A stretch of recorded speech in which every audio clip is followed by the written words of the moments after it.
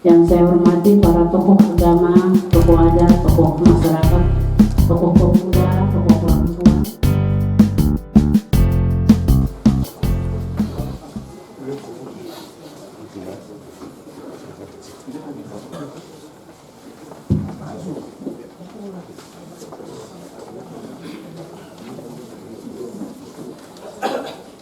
Bapak Ibu yang kami hormati serta seluruh umat Tuhan yang diberkati Tuhan.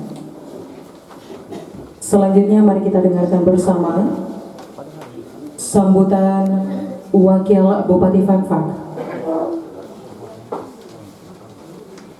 Sambutan Wakil Bupati Fakfak dengan penuh kasih kepada Ibu Penatua Yohana Dina Indom.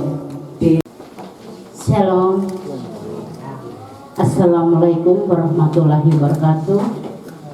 Salam sejahtera untuk ketemu semua. Yang terhormat Bapak Pejabat Gubernur Papua Barat beserta Ibu,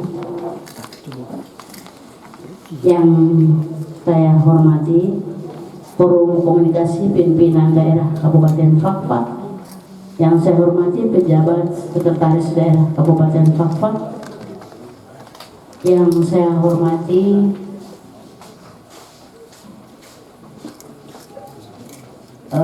NRP Provinsi Papua Barat beserta Ibu, yang saya hormati pimpinan OPD Lingkungan Pemuda beserta seluruh aparat kampung, yang saya hormati Ketua Sinode beserta seluruh pengurus, yang saya hormati Ketua Klasis Pokas dengan hamba-hamba Tuhan yang ada seklasis Pokas, yang saya hormati para tokoh agama, tokoh adat, tokoh masyarakat, tokoh pemuda, tokoh perempuan, hadirin yang berbahagia.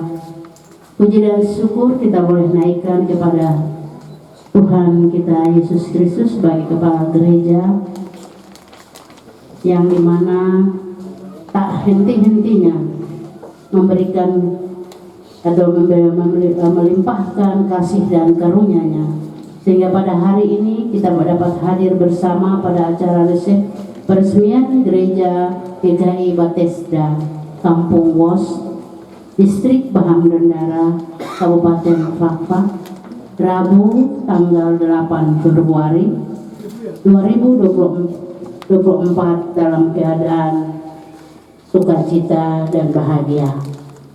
Mengawali sambutan ini atas nama pribadi juga pemerintah daerah Kabupaten Fakfak, perkenankan saya mengucapkan selamat atas diresmikannya dan ditabiskannya gedung gereja GKI Bethesda Kampung Wos. Semoga dengan keberadaan bangunan gereja ini dapat menjadi fasilitas bagi jemaat melaksanakan ibadah sebagai wujud keimanan kepada Tuhan kita Yesus Kristus sebagai kepala gereja. Hadirin yang saya kasihi, pembinaan dan pembangunan di bidang agama mempunyai kedudukan dan peran yang amat penting sebagai bagian dari upaya meletakkan landasan moral dan spiritual yang kokoh bagi keberhasilan pelaksanaan pembangunan nasional di daerah Kabupaten Fakfak. Dengan demikian, manusia sebagai subjek pembangunan yang akan mampu menempatkan diri dalam keselarasan, keseimbangan, dan keserasian hidup antara manusia satu dengan yang lain di dalam masyarakat dan dengan alam lingkungan serta dengan Sang Penciptanya. Pada gilirannya hal ini akan menjadi kekuatan efektif bagi keberhasilan pembangunan baik secara material maupun spiritual. Di samping itu, kondisi ini juga menjadi modal utama dalam membina dan mengembangkan kerukunan hidup antara umat beragama. Karena dengan terciptanya kerukunan antara umat beragama, tentunya akan semakin meningkatkan peran serta umat beragama dalam pembangunan bangsa, termasuk dalam upaya mengatasi krisis ekonomi, krisis budaya, dan juga krisis moral yang kita alami sekarang ini. Sehubungan dengan hal tersebut, peran pemerintah dan bantuan semua umat beragama, para pemuka agama, termasuk para pendeta dan tokoh gereja, serta tokoh masyarakat dalam memberikan kontribusi partisipasi aktif dan nyata dalam mengatasi berbagai krisis dan tantangan yang kita hadapi. Oleh karena itu, semua pihak diharapkan mampu menjaga ketenangan dan kejernihan,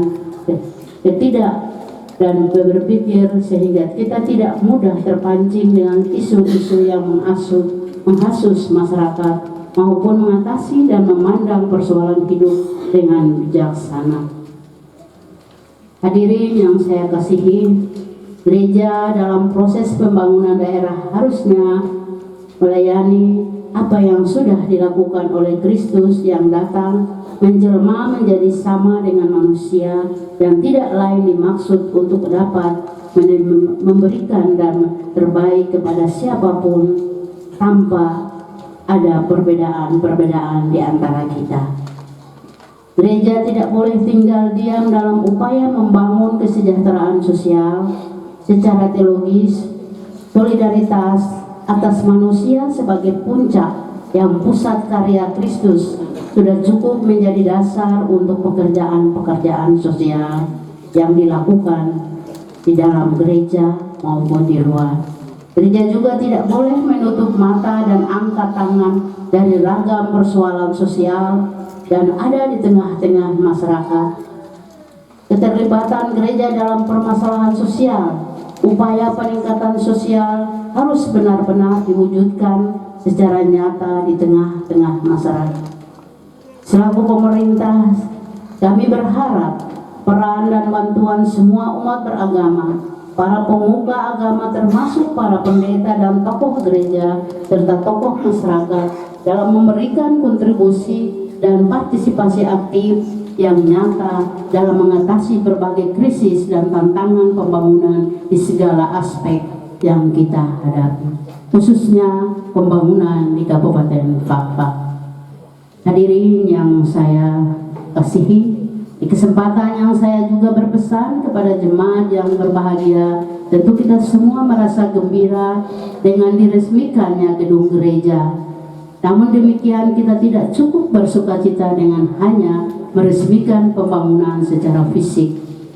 Namun yang lebih penting lagi diharapkan dengan diresmikannya gedung gereja ini semakin menambah semangat kehidupan iman kerohanian dan semakin bersemangat juga untuk ambil bagian dalam setiap kegiatan dan pelayanan yang dapat diimplementasikan dalam kehidupan bermasyarakat. Mari kita semua hadir di sini menyatukan tekad dan bergandengan tangan membangun dan mewujudkan Kabupaten Fakfak yang kita cintai bersama dengan terus melaksanakan tugas serta tanggung jawab masing-masing dengan tujuan untuk menjadikan bagian dari proses penataan pembangunan kesejahteraan sosial bagi seluruh masyarakat kabupaten.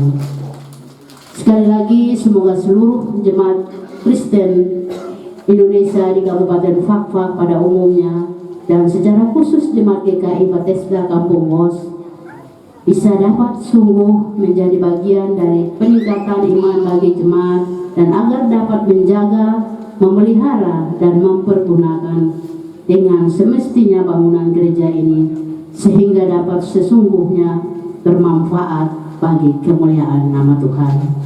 Demikian sambutan yang bisa saya sampaikan. Shalom.